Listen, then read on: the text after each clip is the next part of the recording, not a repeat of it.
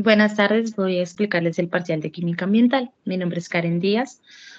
Para la primera pregunta, entonces, tenemos las ventajas de investigar los materiales termoeléctricos. En esta son todas las anteriores. Gracias a las propiedades eléctricas y semiconductoras de estos materiales, se permite o se puede utilizar para convertir el calor en electricidad y una forma de interconversión de manera directa en estado sólido también se puede generar a partir de una resistencia eléctrica abastecer calor. Son piezas que no están en movimiento, no generan ruido y lo que les decía, una alta capacidad de conversión de energía. Para la segunda pregunta tenemos las pérdidas del consumo total de energía. Como lo vemos en la gráfica, el aumento o el consumo de energía ha aumentado linealmente con el paso del tiempo. ¿Esto qué genera? Una necesidad de energía. ¿Y por qué?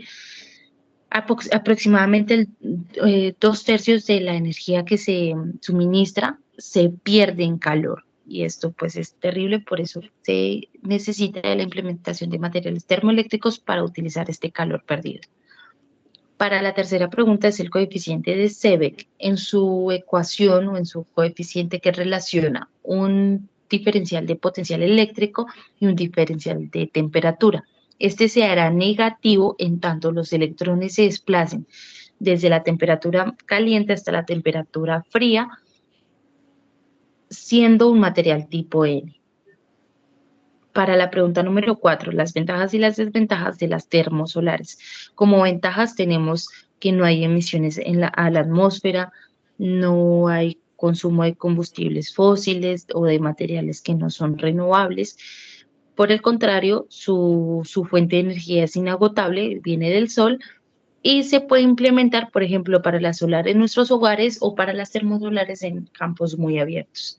Las desventajas, una baja experimentación puede generar impactos visuales, no se tiene un buen manejo o hay una incertidumbre de las implicaciones de este tipo de energías nuevas, de las termosolares. Una muy importante es el manejo.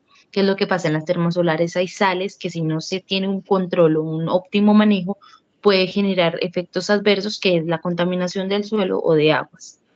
Para complementar, hay una agencia que es la Global Energy Partners, que es la que se encarga de potenciar este tipo de energías solares o termosolares. En Chile se va a abrir una de las primeras en América Latina y para Colombia, Promigas es una entidad que está fomentando este tipo de termosolares en Colombia, pero la agencia Global Energy Partners le está exigiendo un estudio de viabilidad de todas las características del proyecto, ponderándolo por más de $600.000. Para la quinta pregunta, los procesos industriales según las propiedades coligativas. Bueno, los motores de los carros, gracias a su combustión y la generación de energía, pues va a generar una pérdida de calor, como bien lo mencionábamos antes. Entonces se requieren de diferentes compuestos químicos que tengan un punto de ebullición alto gracias a estas propiedades coligativas. ¿Qué es lo que pasa? Si se tuviera un refrigerante como el agua a 100 grados centígrados que se caliente el motor, pues va a colisionar debido al paso del líquido a sólido. En cambio, un líquido refrigerante con propiedades coligativas lo que va a hacer es eh, extender ese punto de ebullición. Caso contrario, ¿qué pasa con los anticongelantes? En ciudades donde las temperaturas son muy bajas, el suelo se tiende a congelar pues por el agua normal a los 0 grados centígrados.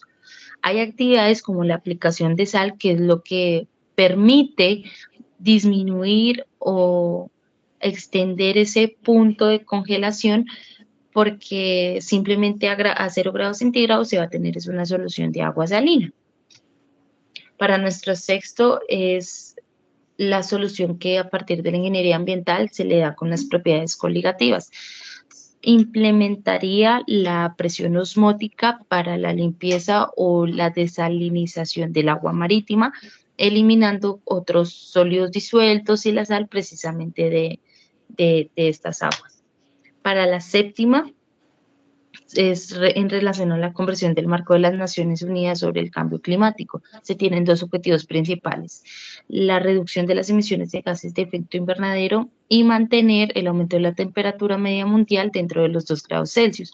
Sin embargo, se han visto ciertas limitaciones porque para trabajar sobre estos objetivos se necesita trabajar precisamente en conjunto con todos los países y sus políticas, cambiar sus costumbres, sus métodos de industrias, su, su comercio y su producción. Y lo vemos en la gráfica, que con el pasar del tiempo, las emisiones de gases de efecto invernadero siguen de una manera lineal para países grandes potencias como lo son China, Estados Unidos, India y bueno, entre los demás países.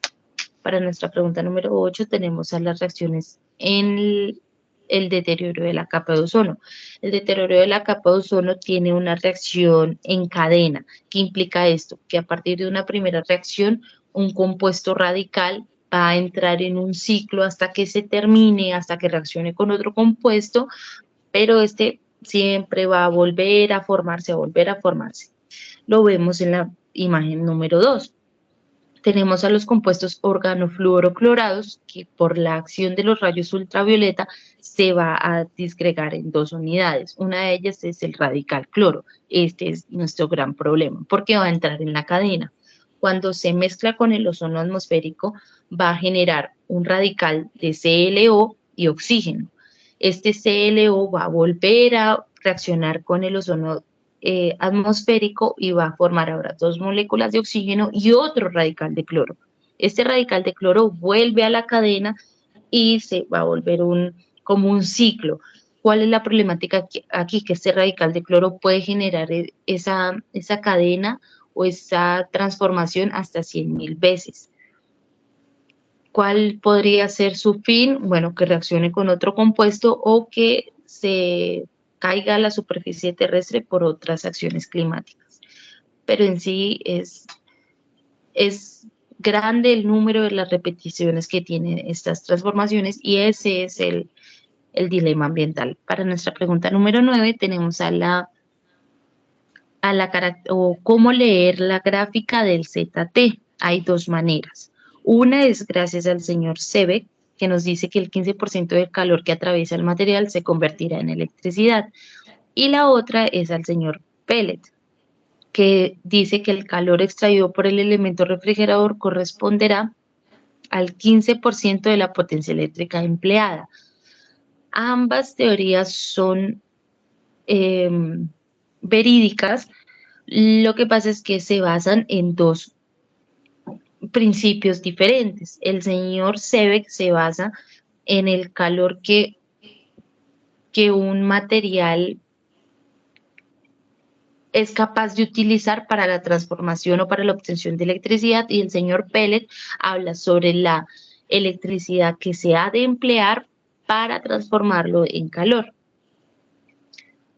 Esto lo vemos en la siguiente imagen, las dos unidades, una con una resistencia eléctrica que sería del señor Pellet y la otra la producción de energía eléctrica para el señor Seebeck bajo un material termoeléctrico.